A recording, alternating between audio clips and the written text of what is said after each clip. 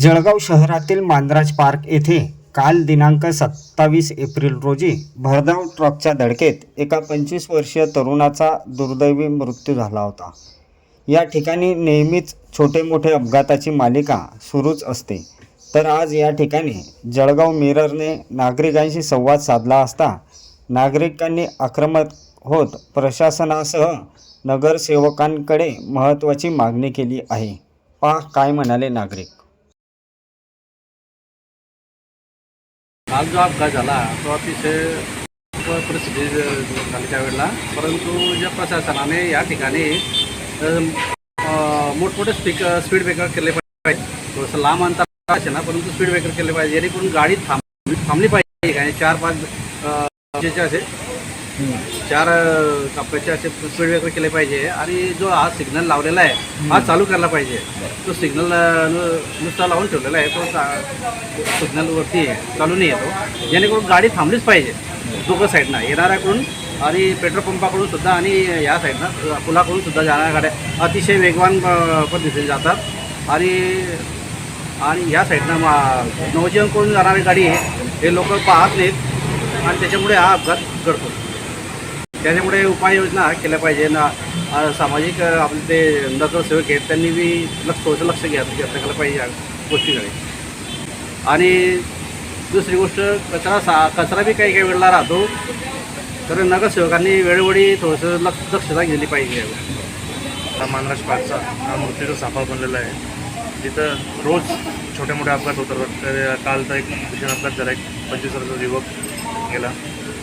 जेणेकरून ह्या चौकाला अजून थोडं मोठा करता येईल। जे डिवायडरमधला जो स्पेस आहे तो अजून मोठा करून आणि स्पीड ब्रेकर टाकले आणि सिग्नल चालू करून एक पोलीस प्रशासनाचं ट्रॅफिक पोलीस इथं कंटिन्यू ठेवावं असं आमचे हे हो। संध्याकाळी तर इथं एवढी ट्रॅफिक असते, ट्रॅव्हल्सवालेसुद्धा इथं बराचसा उभ्या गाड्या करतात, त्यामुळे खूप ट्रॅफिक असते। जेणेकरून प्रशासनाने ही दखल घ्यावी आणि नगरसेवकांनी त्यांचं सहकार्य असंच नेहमी, आणि अजून त्यांनी त्यात लक्ष घालावं ही जी अपेक्षा आहे।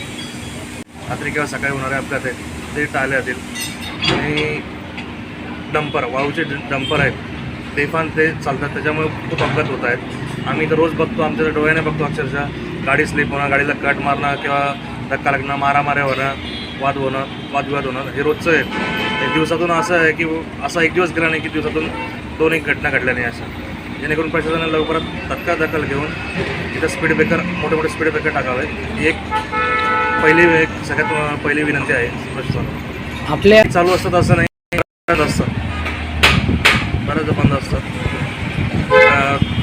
शिवकॉलनी कडनं रेल्वे पुलाकडनं जेव्हा येतं तो डिवायडर आहे तिथं तर नेहमी अपघात असतात। तिथं तर आजपर्यंत कितीदा सांगून झालं, शेवटी नवनिर्वाचित नगरसेविका जयश्रीताईंनी तिथं एक फलक लावला की डिवायडर आहे पुढं असतं, तरी नाही ह्या गोष्टीवर हे करावे, डिवायडर उंच करावे जेणेकरून लोकांना गाडी जाता थांबलीच पाहिजे बॉस।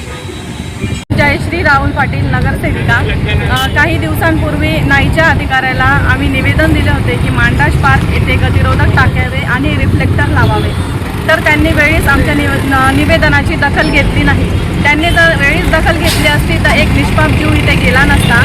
तर त्यांनी आता तरी आमच्या निवेदनाची दखल घ्यावी आणि लवकरात लवकर मांजराज पार्क येथे गतिरोधक टाकावे, जेणेकरून एक निष्पाप जीव परत जाणार नाही।